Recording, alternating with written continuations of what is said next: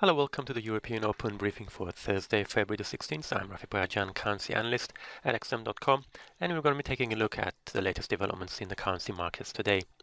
So it's a slightly quieter day this morning. Of course, yesterday we had big gains for the dollar. It touched the 5-week high, the dollar index, and this comes after Fed Chair Janet Yellen's hawkish remarks when she was testifying before Congress on Tuesday and on Wednesday.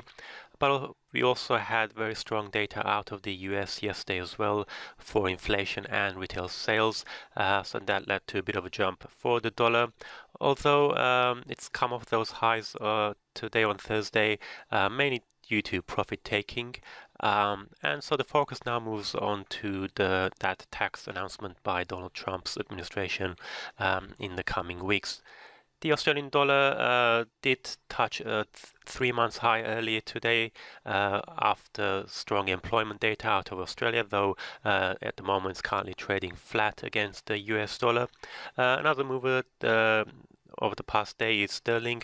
Yesterday it fell sharply after the latest jobs data, which showed wages were slowing in the 3 months to December, although sterling has since recovered sharply since then. The Canadian dollar, on the other hand, was boosted by the remarks by Donald Trump during a visit by the Canadian Prime Minister, where he signaled that the US would only be seeking to make just some minor tweaks to the trade agreement with Canada, and so that eased concerns of a trade dispute between the two nations.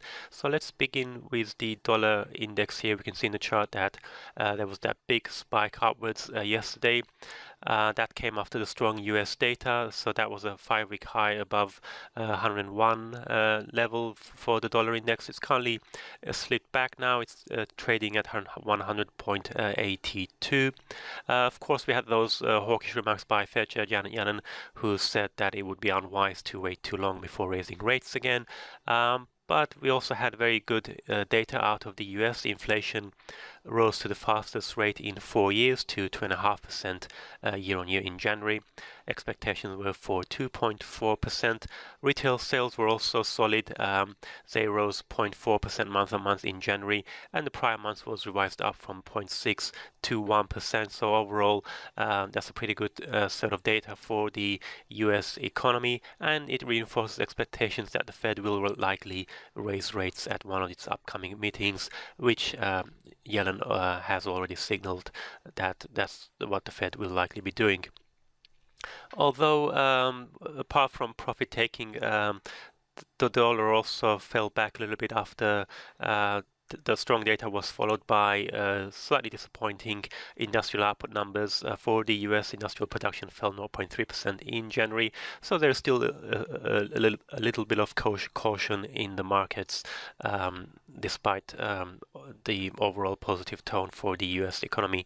If you look at what's happening with the dollar-yen pair now, we can see first we had that big jump up on Tuesday after Yellen's comments, and then yesterday as well, it nearly touched the 115 yen level. That's the 3-week high after that strong data.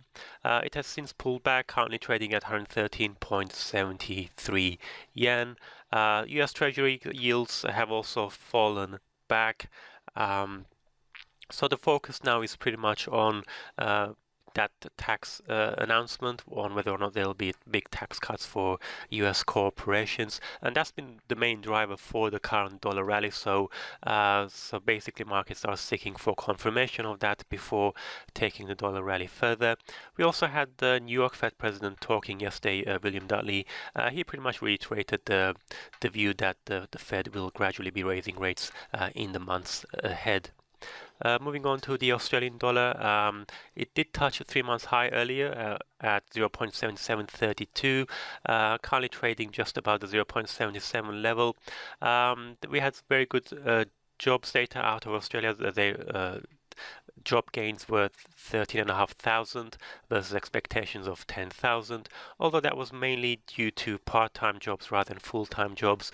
So despite the good data plus the positive outlook by the RBA recently, there is still some expectations in the market that the RBA could still be cutting rates some point during this year due to low inflation and of course the fact that job market isn't quite as strong as it might appear to be, which is dampening wage growth in Australia. But also worth mentioning that the Aussie also hit a 2-year high against the euro yesterday at 1.3721. So although its gains against the dollar have been more slightly restrained, the Aussie has been rising more sharply against other pairs. Moving on to the UK pound, we can see the pound, it fell yesterday after that unemployment data. It's still rebounded. It has rebounded since then, currently trading at 1.2489. Of course, it also fell on Tuesday as well after the inflation numbers disappointed. The unemployment rate in the UK currently stands at 4.8%. That's unchanged in the 3 months to December. But there was concern that earnings fell from 2.8 to 2.6%. And the reason for that concern is the fact that the easing of wage growth is coming at the same time as inflation is on the up, and that would hurt the disposable income for UK consumers. And so we know that growth in the UK is currently very much dependent on consumer spending. So any signs of a setback for consumer spending would likely hit a UK GDP growth. But for now, the pound seems to have rebounded from that data-led dip. Moving on to the Canadian dollar, our last pair for today. The Canadian dollar has been boosted by the Canadian Prime Minister Justin Trudeau's visit to the US. There were some concerns that the Trump administration might impose export tariffs for Canadian import tariffs for Canadian products, but for now he seems to be suggesting that there won't be any drastic changes to the trade policy between the two countries. We also had very good manufacturing data. Manufacturing sales jumped by 2.3% in December, so the loonie is currently firm to around 1.36 versus the US dollar. So we can see the US dollar in the chart is coming down, which means the Canadian dollar is strengthening. It's going to be a fairly quiet day today. We just have some US data. We've got building permits and housing starts, and of course the weekly jobless claims. And we're also going to have the ECB's latest monetary policy accounts of the February meeting. That's it from me. Thank you very much for watching and have a great day.